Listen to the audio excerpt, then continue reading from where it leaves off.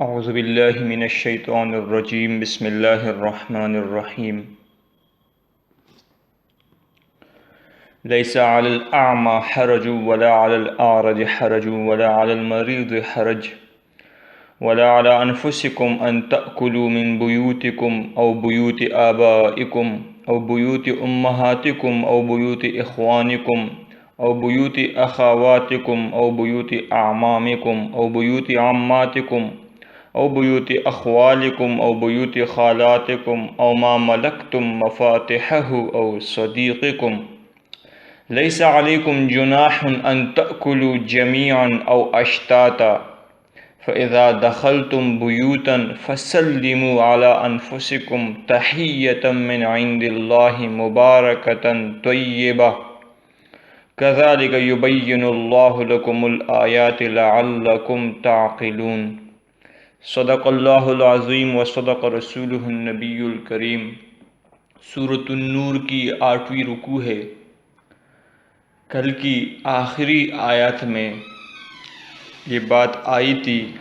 یہ جو بوڑھی عورتیں جو زیادہ عمر رسیدہ ہو گئی ہے ان کے لیے اللہ رب العزت کی طرف سے یہ نرمی برتی گئی تھی، حکم آیا تھا ان کے لیے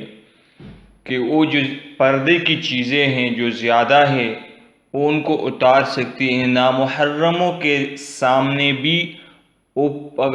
اگر پردہ کیے بغیر آ جائے، زینت کی نمائش کیے بغیر اگر سامنے آ جائے تو اس میں کوئی حرج نہیں ہے، لیکن یہ بھی فرمایا تھا اگر وہ پردہ کر لے تو یہ بات اور زیادہ اچھی ہے۔ تو اس آیت میں بھی معاشرت کے بارے میں ذکر فرمایا گیا ہے، اور اس آیت کا جو مضمون ہے وہ کانا ہے۔ تو فرمایا گیا ہے کہ کس کے گھر میں آپ کانا کھا سکتے ہو، کس کے گھر میں آپ کانا نہیں کھا سکتے ہو، اور کچھ لوگوں کا بھی خاص طور پر اس آیت میں بھی ذکر کیا گیا ہے، جیسے کہ پاؤں سے جو معذور لوگ ہیں ان کا ذکر ہے،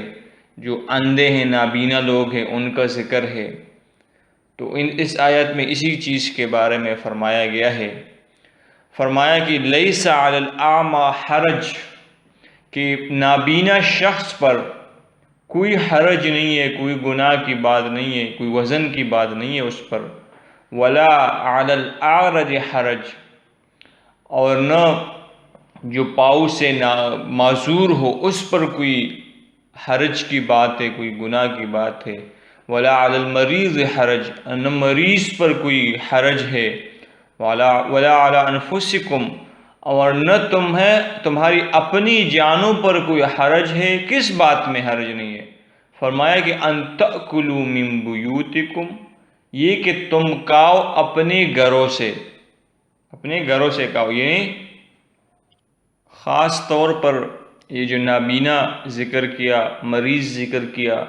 اور پاؤں سے جو معذور ہے اس کو ذکر کیا۔ اس کا پس منظر کچھ اس طرح ہے کہ بعض افراد جو نابینا یا پاؤں سے معذور یا بیمار ہوتے تھے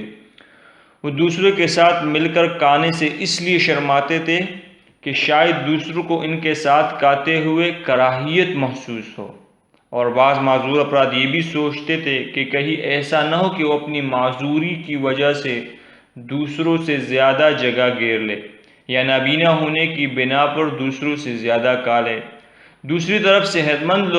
لوگ بھی بعض اوقات یہ خیال کرتے تھے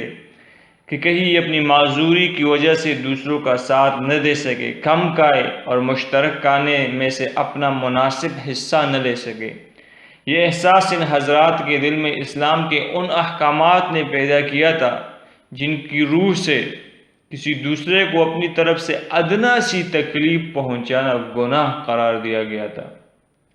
نیز مشترک چیزوں کے استعمال میں احتیاط کی تاکید کی گئی ہے۔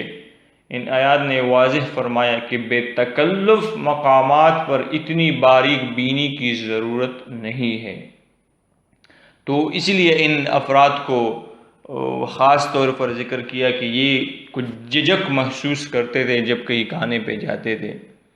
تو فرمایا کہ ولا علی انفسکم ان تأکلوا من بیوتکم، نہ تم پر کوئی حرج ہے کہ تم اپنے گھروں سے کھاؤ، او بیوت آبائکم یا اپنے باپ کے گھر سے کہو، اپنے والد کے گھر سے کہو، او بیوت امہاتکم یا اپنی ماؤں کے گھر سے کہو، او بیوت اخوانکم یا اپنی بھائیوں کے گھروں سے کہو، او بیوت اخواتکم یا تم کس کے گھروں سے، اپنی بہنوں کے گھروں سے کہو، اس میں بھی تم میں کوئی حرج نہیں ہے، او بیوت اعمامکم یا تم اپنے چچا کے گھر سے کہو، او بیوت عماتکم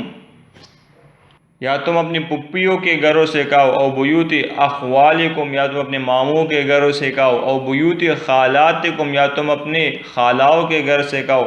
او ما ملکتم مفاتحہ یا تم نے جس کو اپنے گھر کی چابی حوالے کی ہے یا وہ تمہارے گھر سے کہے، یا کسی نے تمہیں چابی اپنے گھر کی حوالے کی ہے اور تم اس کے گھر سے کہو، اس میں بھی کوئی حرج نہیں ہے، او صدیقکم یا تم اپنے دوست کے گھر سے کہو۔ تو یہ جو اپرادھ ذکر کیے ہیں، فرمایا کہ ان کے گھروں سے کہنا کوئی حرج کی بات نہیں ہے۔ یہ جو ذکر کیا او ما ملکتم مفاتحہ یا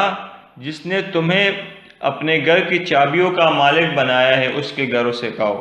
تو اس میں کوئی حرج نہیں ہے۔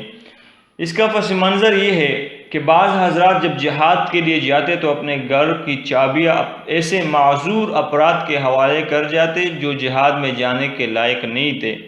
اور ان کو یہ بھی کہہ جاتے تھے کہ ہمارے گھر کی کوئی چیز اگر آپ کھانا چاہے تو کھا لیا کرے۔ اس کے باوجود یہ معذور حضرات احتیاط کی وجہ سے کھانے سے پرہیز کرتے تھے۔ اس آیت نے ان کو بھی یہ ہدایت فرما دی کہ اتنی احتیاط کی ضرورت نہیں ہے، جب مالک کی طرف سے چابیاں تک آپ کے حوالے کر دی گئی ہے اور اجازت بھی دی گئی ہے تو اب کھانے میں کچھ حرج نہیں ہے۔ یہ 11 افراد کے گھروں کو خاص کیا گیا ہے۔ چونکہ عرب میں یہ رواج تھا کہ ان کے گھروں میں آنے والے یہ رشتہ دار یہ جو ذکر کیے گئے جن کا اس آیات میں ذکر کیا ہے، اگر ان کی اجازت کے بغیر بھی ان کے گھر سے کچھ کھا لیتے تو وہ نہ صرف یہ کہ برا نہیں مناتے تھے بلکہ خوش ہوتے تھے۔ جب یہ احکام آئے کہ کسی کی چیز اس کی خوش دلی کے بغیر استعمال کرنا جائز نہیں، تو بعض صحابہ رضوان اللہ تعالیٰ عنہم اجمعین یہاں تک پرہیز کرنے لگے کہ اگر کسی شخص کی غیر موجودگی میں اس کے گھر جاتے اور اس کی بیوی بچے ان کی کچھ خاطر تواضع کر دے تو ان کو کھانے میں تردد ہوتا تھا کہ گھر کا اصل مالک تو موجود نہیں ہے، اس لیے ہمیں اس کی اجازت کے بغیر کھانا نہیں چاہیے۔ اس آیت نے واضح فرما دیا کہ جہاں یہ بات یقینی ہو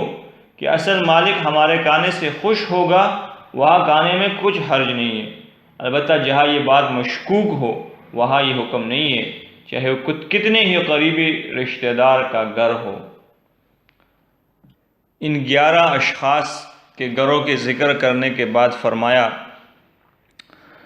لیس علیکم جناح ان تأکلوا جمیعا او اشتاتا، فرمایا کہ تم پر کوئی گناہ نہیں ہے